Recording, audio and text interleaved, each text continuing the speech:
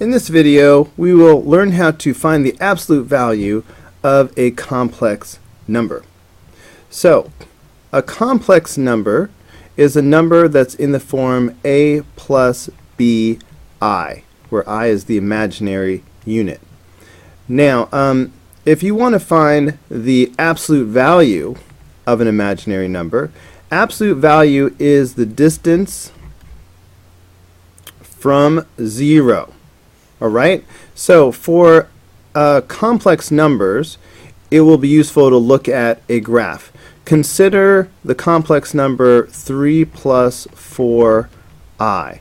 Now, the way you graph a complex number is instead of using an x-axis and a y-axis, for the x-axis, it will be a real axis, and the y-axis will be an imaginary axis. So now, so 3 is the real part, so that means I will go over 3. And 4 is the imaginary part, so that means I'm going to go up 4.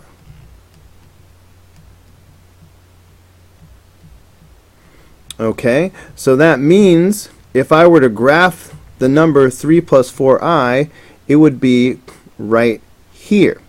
Now, 0 is still the origin. So the question is, what is the distance from 0? What is this distance from here to here?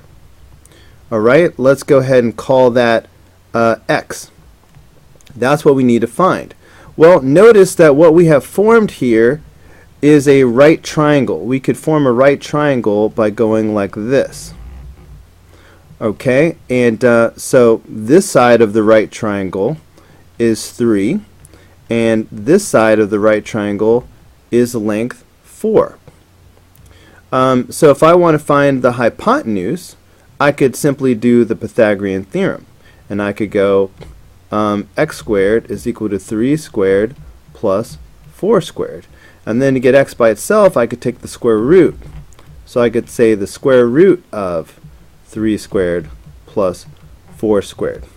Now I can simplify this further, and I'll come back to that. But in general, I want to pause here and notice that my real part was 3 and my imaginary part was 4. So we could make a general formula out of this and say that if I have a plus bi, then the square root is going to be, the absolute value is going to be, maybe I'll just put it down here, absolute value of a plus bi is going to be the square root of a squared plus b squared, because that's what you can see we're ending up with right here. So this is the formula to keep in mind. Now, just finishing up the example, since I have started it, this would be 9 plus 16, which would be 25, which would be 5. So this is the distance from 0. This is the absolute value of, alright, so the absolute value of 3 plus 4i would be 5.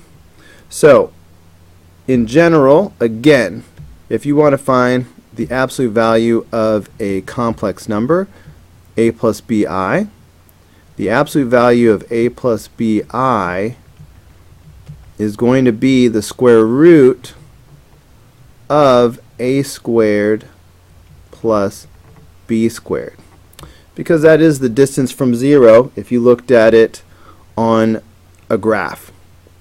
So actually doing the problems is super simple. So if I want to find the absolute value of this guy, alright, the absolute value of this, I'm just going to do the square root of -1 squared plus -5 squared. Alright, I'm just doing the square root of a squared plus b squared. So that's going to give me the square root of 1 plus 25. So that's going to be the square root of 26. That cannot be simplified any further, so that's going to be my final answer. Looking at number 16, if I want the absolute value of this, that's going to be the square root of 3 squared plus 2 squared.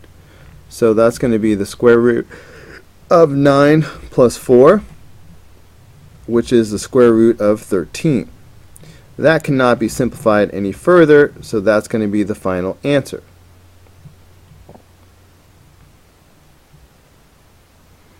Okay, if I want to find the absolute value of number 17, that's going to be the square root of negative 3 squared plus 2 squared. So that's going to be the square root of 9 plus 4. So that's going to be the square root of 13 again. Alright, cannot be simplified, so that is the final answer.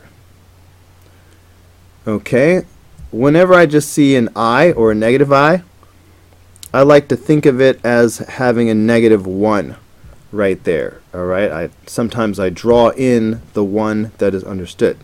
So that makes it more clear that if I want to do the absolute value of this, it's the square root of a squared plus b squared. So that's going to be negative 3 squared plus negative 1 squared. Okay, because my b is negative 1. So that's going to be the square root of 9 plus 1. So that's going to be the square root of 10. This cannot be simplified, so this is the final answer. Okay, looking at number 19. If I want the absolute value of this, that's going to be the square root of negative 1 squared plus negative 2 squared. So that's going to be the square root of 1 plus 4. So that is the square root of 5. That cannot be simplified any further, so that is your final answer. Alright, and last one. If I want the absolute value of this, okay, it's going to be the square root of negative 3 squared plus negative 4 squared. So that's going to be the square root of 9 plus 16. That's going to be the square root of 25, which is 5. So this would be the final answer for number 20. Alright, that's going to do it for this video. I hope it was helpful, and I look forward to seeing you on the next video.